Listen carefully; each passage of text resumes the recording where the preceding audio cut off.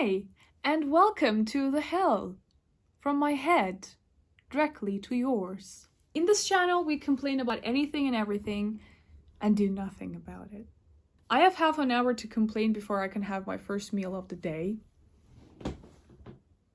at 1:30 because I'm doing intermittent fasting. To lose weight, apparently, you have to feel hungry at times. Who would have thought? Such a vicious code to crack for weight loss. I was actually listening to all these experts talking about fasting, and on the contrary to the popular belief that being hungry makes you miserable, your body is actually pumping all this extra energy to get your ass up, to get you moving so that you can find food for yourself. So with this supposed extra energy, because I cannot go hunting, I just decided to do something still that is very substantial, very constructive and creative. So I'm in front of my camera ready to complain for about half an hour. On a more unserious note though, like why the hell do we still store body fat in this day and age? It's giving Ice Age. It's gazillion years later. I mean, we're out of the caves, it's not the Ice Age. We don't have to go hunting to find food anymore. Yet we still store body fat. I mean, it's not a concern for me anymore. I don't have to worry about finding food. I know for a fact that I'm gonna have my next meal in the next 3-4 hours. I really don't need this to store that extra slice of sourdough bread that I just had for funsies. Evolve, catch up already, and let me have my fun with my carbs and eat my feelings. Is it really too much for me to expect for this to take more charge? I understand that things can go dire at any minute, okay? We can get into war because of men, and there are other types of insatiable hunger. Or we can have a meteor crash and get into Ice Age again. Yeah, okay, cool. But why would you assume that I would want to live through that? Because I don't. I want to fucking die. Immediately. I wish there was a way to turn this around. Like making a pact or something. Agreeing to all terms and conditions. I want to live fat-free for the rest of my days. Even though it's for like 5 days. 5 days later, the world goes down to hell. And I'm about to die out of hunger in the next couple of days. Then yeah, fine, perfect. It's a win-win situation, sign me up. You know, I actually remember this topic coming up in one of my social circles and every man on the table was like, oh no, that's not how it works, because, you know, they love to actually know you. Oh no, that's not how human psychology works in the case of a catastrophe. It's the opposite. You want to survive, you do everything in your power to survive and, you know, leave your DNA to the next generations. It's just the instinct to spread that kicks in, and I'm like, oh my god, shut the fuck up. There are worse things than dying, and it's you. I mean, the lack of self-awareness, it's you and that instinct to spread that you were just talking about. You know what's so funny about this decade actually is that men literally came up with their own something that is worse than dying, and that's not having sex. They literally unalive themselves for not being able to have sex.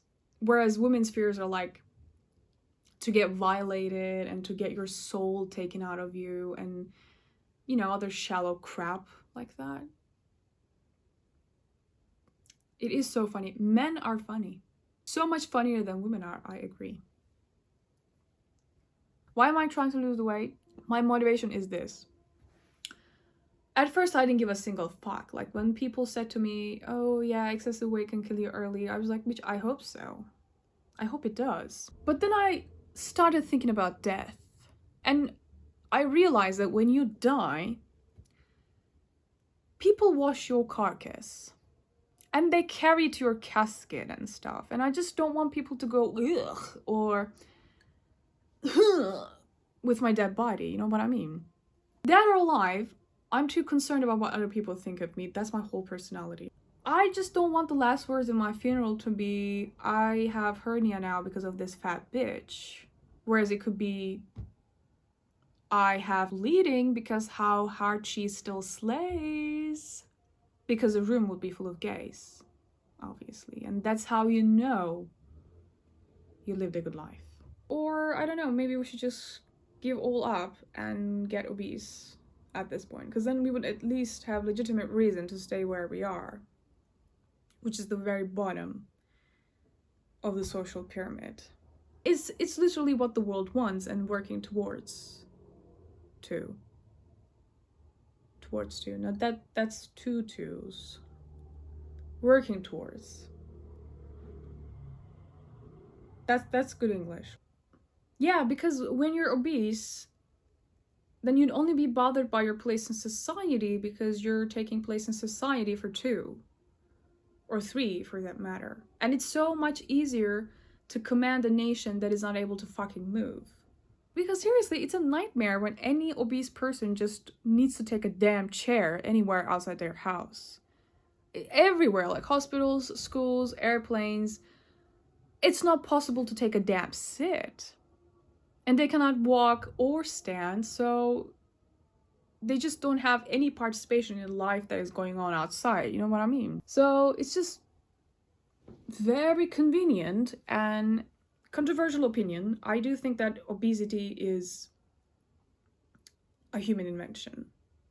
Or at least the obesity epidemic, the rising cases of obese at least, is a human invention. Like, there are literal scientists funded by huge corporations and governments that are engineering this very specific type of food that is very cheap to make, that is very easy to deliver, and highly addictive. It's very convenient in today's world. As a working class, we're working like 50, 60 hours a week with very low wages. We still have very low incomes, so we just simply don't have the time and the energy to cook, and no money to effort healthy food, because healthy food is very expensive and not easily accessible anymore. Whereas it's really easy to just get into a fast food chain, get a burger for just a couple of dollars, eat it in a couple of minutes and be done with it. And yeah, it just spikes your insulin levels up, and in a couple of hours it crashes back down and you're suddenly hungry again and you just need to eat more and more. It's working like a very well-oiled machine. And if you have a family to take care of, it's even worse. I mean, if you have kids, what can you do? They have to eat the same things that you eat. So then they start complaining, oh, obesity starts at the very young age nowadays. It's not a coincidence. It's what you wanted to do all along in the first place. And we're all treating this disease, this epidemic, like its sole responsible is the obese individuals. Because it's not. I mean, this is systematically being made easier to fall victim to. And I do think that we're too quick and too cruel to judge obese people when they are literally addicts. They're addicted to a substance. Food in their instance is literally a substance. Thank God, as a society, we don't treat the addicts or people that suffer from other mental illnesses this bad. Because we know that there are other factors at play there. Think of other addicts, like alcohol addicts, drug addicts. We just assume that they have a dark past because it's textbook, honestly. They turn to those substances for the lack of other things in their lives. Or maybe in some other cases, like having a standard of nutrition for yourself is a very basic step of taking care of yourself and is a very basic step of being an adult, right? It's not that different than, say, taking a shower every day and having a standard of hygiene for yourself. There are people who cannot perform that. There are people who literally cannot clean themselves. Or maybe they hoard and their house is worse than a trash can, it smells, there's an animal kingdom there that is more diverse than a fucking rainforest. But we just know that they suffer from something because not a sane person would do that to themselves. And they obviously need help. We know that, and we manage to be kind of compassionate towards these people or maybe extend help. But I don't think we do that to the same degree for obese people. As a society, we just hate fat people. Sue me. I mean, fight me on this. Like, we hate fat people. We just cannot stand to see them. It hurts our eyes. And it's all about the beauty standards, right? It's how we perceive beauty, and that's not beautiful and it's not attractive to us. And for some reason, everything needs to be attractive to us. Like, we spread hate on the internet, or maybe towards their face. We bully them and literally just make them hate themselves and hate the world that they live in. We make it very apparent that this world hates them at every chance. And I just hate the double-facedness, you know? They go like, oh no, but I say this for your own health. Or I say this for the public health because you promote obesity. Like, get the fuck out. You don't give a shit about their health and public health. You only care about your perception of beauty. It literally disturbs you to see that person just living and thriving. And maybe not even thriving, just living, just simply existing. These people are the same that gets triggered when they see a fat person in a sportswear ad, for example. Or when they see a fat person at a restaurant or at the gym. And they just all start screaming, oh, this person promotes obesity. Like, what the fuck did they do to promote obesity other than just existing? And just a couple of seconds ago, you claimed to care about their health like a saint. So, I mean, how would they lose the weight and gain their health back without going to the gym? Without going to a restaurant and ordering a salad or a healthy food or whatever? Or without wearing active wear. I mean, if they go to gym, they need to wear a specific type of wear like you do, and it's their every right to be marketed towards. It's that double-facedness that kills me. Just don't pretend. Let's not pretend like you care. Just say it. You hate fat people. As a society, we hate fat people, and I think we failed them. And I don't want to get misunderstood here. Like, I'm not saying that letting yourself go to that extent is not your responsibility at all.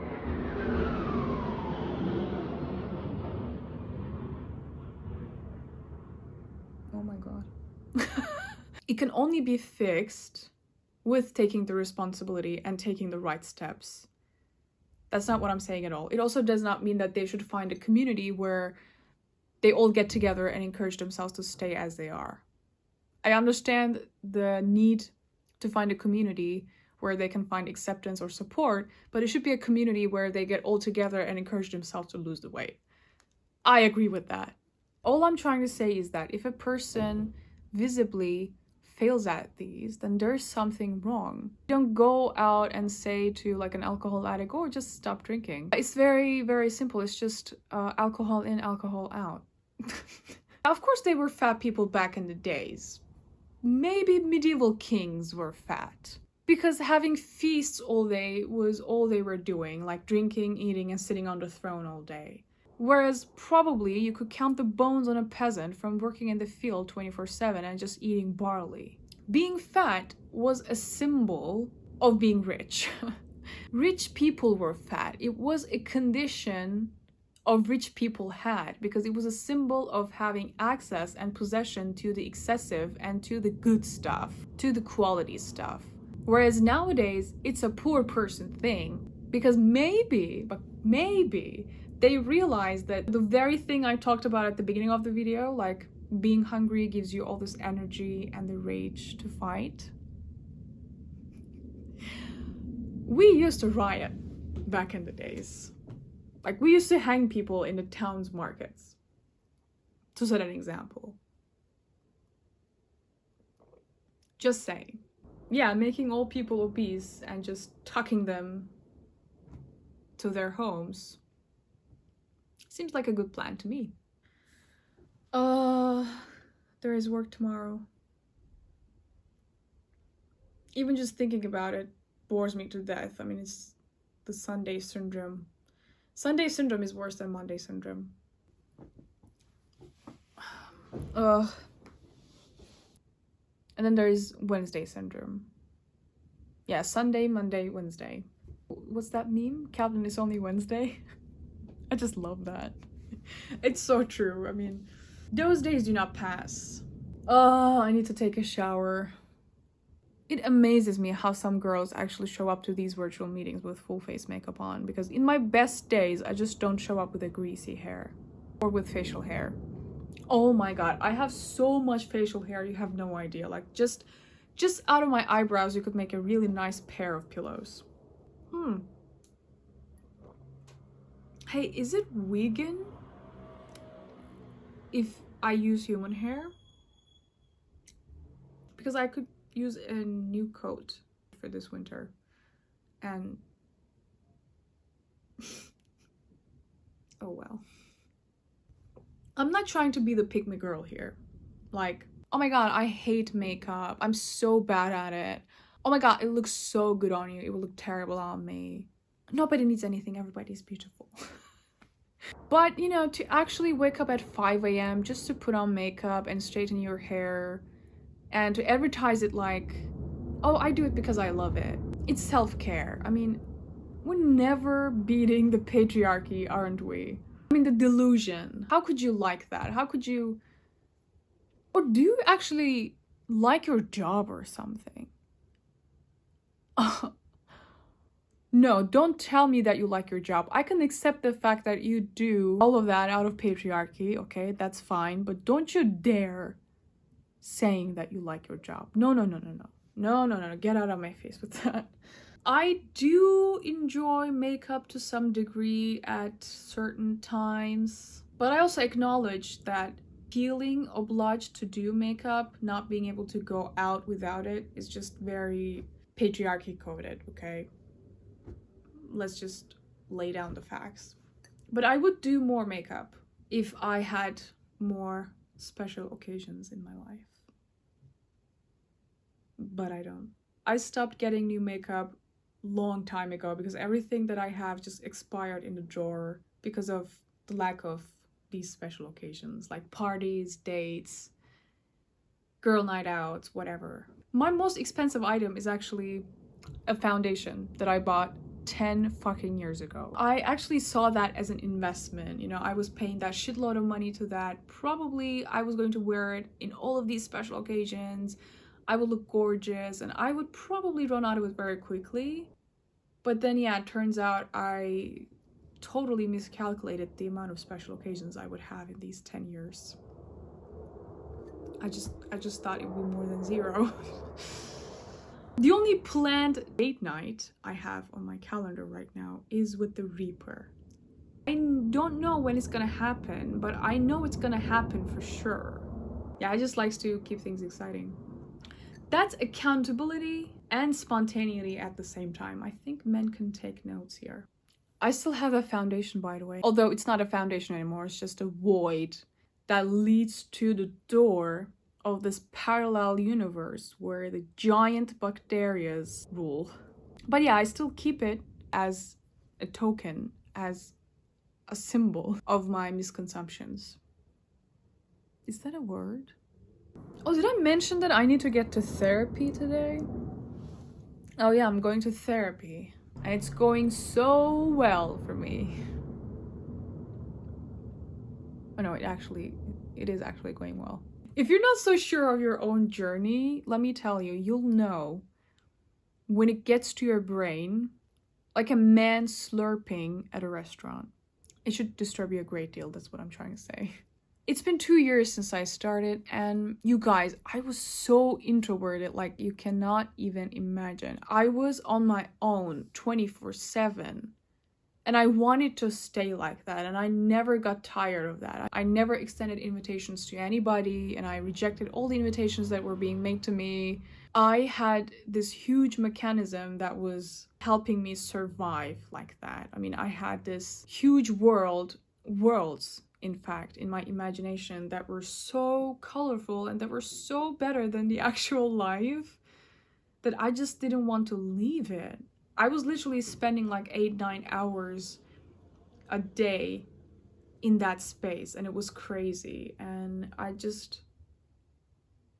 don't know, I guess I just wanted to put a stop to it and started therapy. I couldn't say like, yeah, I'm an extrovert now. I'm not, but I definitely started socializing more, making friends. I really want to be outside. I mean, to the point where I cannot stand staying at home. Exactly, it's embarrassing. And I feel like it's the wrong timing, and I just cannot help but question if I did the right thing. Because yeah, I just want to be outside. I want to attend all these events. Like, I want to go to concerts. I want to go to the shows. I want to stay out all night and drink with my friends. But this was for the early 20s. I'm about to get into my 30s, And people at my age, my friends now, are taking really big steps in their lives, you know, in their careers. Maybe they have families, they have kids, they have pets, girlfriends, boyfriends, whatever. For the first time in my life, I'm extending invitations to people.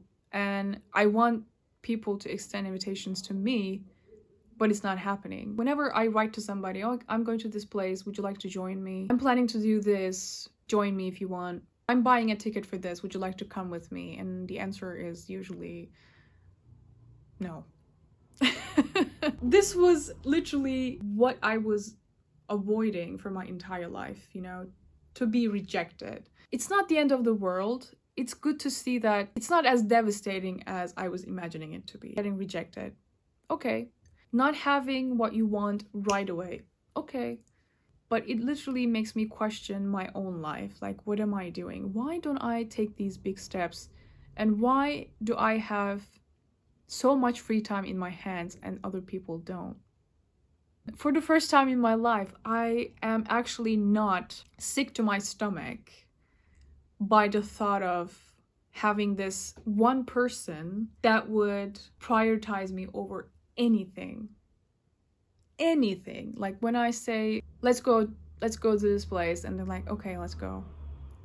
That's such a luxury, and for the first time in my life, I am comfortable with the idea of having that person. It's such a revelation for me. I guess your girl does not have avoidant attachment anymore. But yeah, as I said, the timing is not so good because everybody is just at a different stage of their lives. They are ahead of me, and it's making me sad and even question if I did the right thing by starting therapy, you know, by making this change for myself. Because yeah, if I was the old me, then I would still be okay with being alone. I mean, I wouldn't have all these experiences that I have, especially in the last year.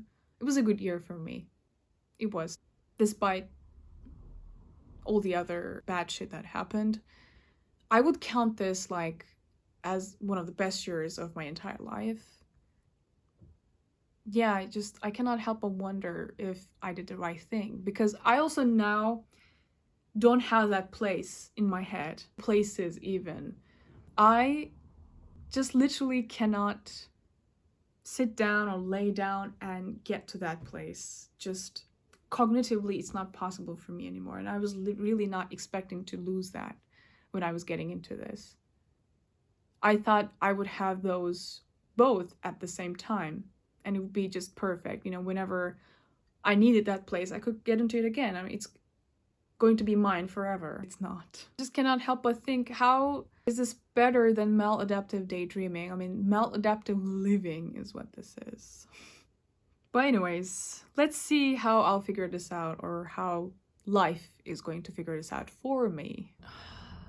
I don't know. I really wish like we had a technology at least where your thoughts are automatically put into words and sent out to people even from a distance, you know, to share your thoughts with or your memories with. Great, I've just invented texting. Anyways, that's enough complaining for today. I feel like I didn't complain enough. But I'm really tired. I lied at the beginning. I am fucking miserable. I don't have all that energy. I'm actually miserable. And I'm gonna go and eat now. So, thank you all for listening. I really appreciate it. And yeah, please like, subscribe, and leave a comment. I guess that's what the kids say at the end of their videos. Yeah, at least I would know that somebody could actually relate to me and would want to see me again at some point. God knows when. Take care. Love you. Bye-bye.